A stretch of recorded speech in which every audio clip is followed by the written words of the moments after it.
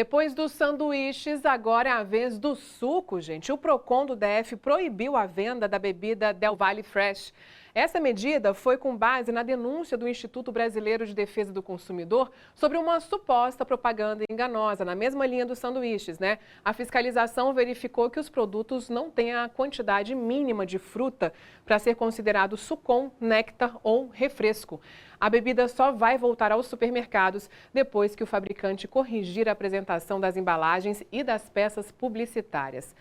Já a Coca-Cola declarou que nunca classificou a bebida como suco e que vai seguir as orientações do Procon, que é responsável pela produção então desses sucos. E o empresário de 45 anos que causou um acidente ontem à tarde no Lago Sul e humilhou um motorista de aplicativo foi solto hoje à tarde depois de pagar uma fiança de R$50 mil, gente. Vanessa Ferreira está lá no local onde aconteceu o acidente. Boa noite para você. E essa não é a primeira vez que ele se envolve em um acidente de trânsito. Da outra vez foi mais grave ainda, né, Vanessa? Oi, Vivi, boa noite a você, boa noite a todos. Da outra vez foi bem mais grave, o acidente foi inclusive fatal. Isso aconteceu em 2007, quando ele atropelou um homem que logo em seguida veio a morrer. Ele foi obrigado a indenizar aí a família dessa vítima. No acidente de ontem, segundo testemunhas, um carro de um motorista de aplicativo estava saindo com uma passageira ali à frente da Península dos Ministros em direção a essa via aqui, quando foi atingido pelo carro desse empresário que estaria em alta velocidade. Ele tentou fugir do local, mas as vítimas impediram até a chegada aí da Polícia Militar. Quando a PM chegou aqui, ele se negou a fazer o teste do bafômetro e por isso foi autuado por embriaguez ao volante, pela provocação aí do acidente e também por injúria racial. Isso porque, depois de toda essa situação do acidente, ele proferiu aí ofensas racistas ao motorista de aplicativo, coisas que a gente nem deve ficar repetindo aqui, mas ele ficou falando sobre uma possível, né, nacionalidade venezuelana do motorista, xingando ele aí de alguns nomes. Por isso, ele foi autuado por injúria racial. Depois do acidente, eles todos, foram levados à delegacia. O motorista empresário foi preso, mas hoje ele foi liberado aí depois de pagar essa fiança de R$50 mil. Lembrando que ele ainda vai responder por esse crime, mas agora em liberdade. E o bom é que ninguém se feriu nesse acidente. A passageira do carro de aplicativo reclamou aí de algumas dores nas costas, mas não precisou ser levada ao hospital. Todos eles, inclusive, negaram atendimento aí quando os bombeiros chegaram ao local oferecendo esse socorro. Vivi. Obrigada, Vanessa. Sabe que enquanto você falava aí, um carro ali atrás de você fez uma manobra aí ilegal que foi um susto aqui, viu, no meio desse movimento todo. Obrigada pelas informações. Meu Deus. Olha, um acidente grave deixou 3 pessoas feridas na BR-251, próximo a São Sebastião. O acidente foi durante a tarde. 2 carros bateram de frente e um deles pegou fogo após a colisão. O motorista foi retirado do carro por um policial militar de folga que passava pelo local antes que as chamas destruíssem ali o carro. Um outro veículo envolvido caiu na ribanceira e tanto o motorista como o passageiro foram resgatados pelo Corpo de Bombeiros. Gente, que susto, hein? Que acidente grave ali. Agora todos eles foram levados para o hospital de base, estáveis, conscientes e com suspeitas de fraturas apenas. Policiais prenderam um homem que usava arma rara lá no Varjão. Ele dava tiros para o alto durante uma festa quando foi detido. A Polícia Militar do Distrito Federal localizou em uma patrulha de rotina uma arma raríssima, produzida na época da Primeira Guerra Mundial. Entre colecionadores, ela custa em média R$15 mil e estava com 3 homens no Varjão. 2 dos homens que estavam no local tinham passagem pela polícia, inclusive por tráfico, tentativa de homicídio. Eles estavam no momento ali em uma festa, aparentemente uma festa, e efetuaram alguns disparos para cima, Uma 9mm, a mesma arma utilizada pelo Exército Brasileiro, também pela Polícia Federal, bem como a Polícia Militar do Distrito Federal também. Agora a Polícia Civil vai investigar como a arma que não estava com a numeração raspada veio parar no Distrito Federal. Vanessa Vitória, para o SBT Brasília, 2ª edição. Obrigada, Vanessa. E olha, a gente já noticiou aqui no SBT Brasília, 2ª edição, algumas agressões em creches. Agora, mais uma vez, tem pais relatando caso de violência contra criança. Desta vez, com uma criança de 2 anos, lá no Riacho Fundo 1. Foi assim, com marcas na perninha, que a criança de apenas 2 anos chegou em casa na última sexta-feira. Mesmo tão pequenininho, o menino contou para a mãe o que teria acontecido. Ele levantou a calça e mostrou o joelho, o hematoma. A me jogou na parede. Levei meu filho no hospital. O médico examinou meu filho todo, pediu raio-x, pediu parecer de mais 2 médicos e meu filho estava com as lesões na perna direita e nos 2 braços. Falou que ele já havia dado sinais de que não gostava de lá. Mãe, eu tava dormindo sozinha, ela me jogou na parede, pá, na minha mão, e fez assim na mãozinha. Pedi as imagens da câmera e ela disse que naquele dia não tinha gravado. No outro dia ela disse que verificou, que não tinha acontecido nada e que talvez meu filho estivesse sonhando, porque as meninas dizem que ele acordou chorando. Kiara foi professora no local durante um tempo, mas por ver a falta de cuidado com as crianças, pediu para sair. Vi bastante maus tratos no horário da higiene, da alimentação, bem aparente com a situação da criança que foi relatada hoje, entendeu? Por isso que a gente está aqui, porque realmente acontece isso daí. Não é invenção da mãe, não é invenção de uma criança de 2 anos de idade, até porque criança de 2 anos de idade não cria isso tudo na cabeça. Seria nesta creche, no Riacho Fundo 1, que a criança teria sido agredida.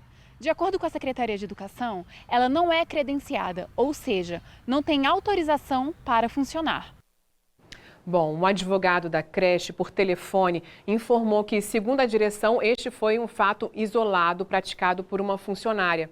E apesar da confirmação da Secretaria de Educação, ele nega que a creche esteja irregular.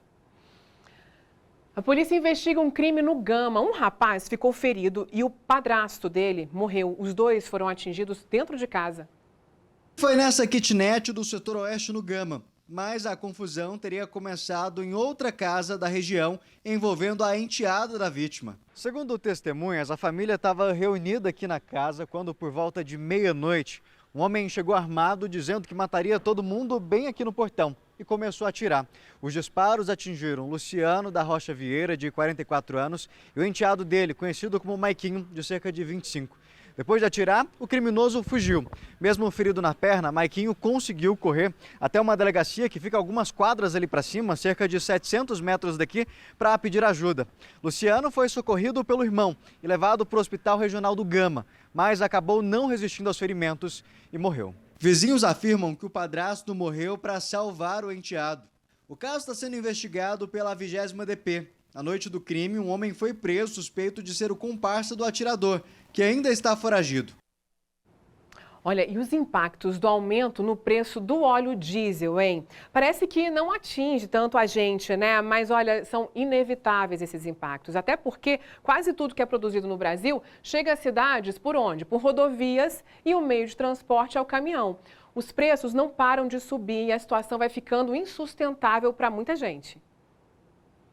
Quando dizem por aí que o brasileiro não tem um dia de paz, não é brincadeira. No supermercado, essa máxima é cada vez mais presente. Tudo aumentou e umas pouquinhas coisas que você compra assim, geralmente, não dá menos de R$50. Achei um absurdo. Sobe tudo por meu salário. É tanto aumento que a gente até se perde. Mas tem um específico que muita gente não está prestando atenção e afeta diretamente no preço de diversos produtos: o diesel.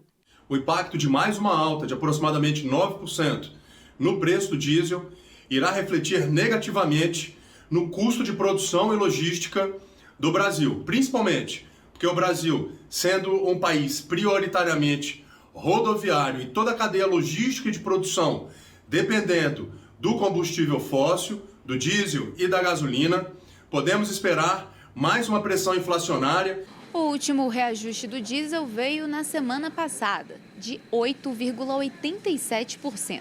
E os transportadores de alimentos já estão repassando esse custo aos consumidores.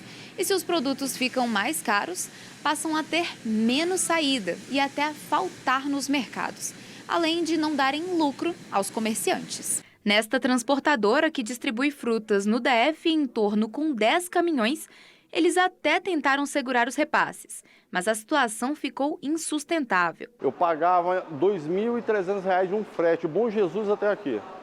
Hoje o frete passou para R$ 3.000. Então daí você já vê a margem que hoje a margem altíssima que está acontecendo. De 2.300 para 3.000, você bota aí mais de 30% de aumento. E tem fruta que já saiu da lista da transportadora porque ia dar prejuízo. Pitaia é uma dessas aí. Você pagar 12, 15 reais um quilo de pitaia, imagina, você tem que colocar a margem da distribuição e ainda chega no mercado, o mercado tem que botar a margem dele para vender para o cliente. Quanto é que vai sair uma pitaia? Muito caro. Muito caro, fica inviável. O jeito mesmo é tentar equilibrar as contas. Você compra as mesmas coisas, os mesmos produtos, às vezes você nem leva aquilo que você gostava de levar e as coisas estão ficando mais caras ainda. É a inflação, né? Aí a gente vai diminuindo, né? A gente vai diminuindo o consumo, né? Pois é, gente, olha, a Secretaria de Saúde confirmou que está sem reagente para a realização do teste rápido de dengue na rede pública, ou seja, tem teste, mas sem o reagente não tem como detectar a doença. Nós questionamos a pasta sobre uma data prevista para a regularização do estoque, mas em nota eles disseram que ainda estão em negociação, então não tem previsão. Vale lembrar que em caso de sintomas é importante procurar uma unidade de saúde, viu? De acordo com o último boletim divulgado pela Secretaria de Saúde, o DF já registrou mais de 39 mil casos e uma morte por dengue somente este ano. E a previsão, pasmem, viu, é de que o pico seja agora, na segunda quinzena de maio, que a gente começou essa semana. Então, eu não canso de falar para vocês, hein? Olha só, procurem qualquer foco de mosquito Aedes aegypti.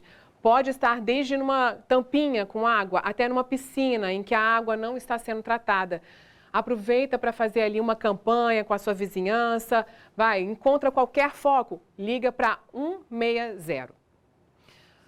Vamos para o intervalo? É bem rapidinho, a gente vai falar ainda sobre esse frio, essa previsão de que vai ficar abaixo de 10 graus. Espera, eu volto já. Olha, começou hoje o prazo para o pagamento da primeira parcela do IPTU ou da cota única. Para quem optar em dividir o imposto, pode ser pago em mais vezes, viu? Quem for pagar de uma vez só, o desconto é o dobro este ano, em 10 vezes. Para parcelar, é em 6 vezes. Agora, se você tem desconto pelo programa Nota Legal, deve emitir o documento pela internet no site receita.fazenda.df.gov.br ou pelo aplicativo Economia-DF. Se você não estiver achando seu boleto em casa aí, que chegou pelo correio, também pode baixar pelo site, tá bom?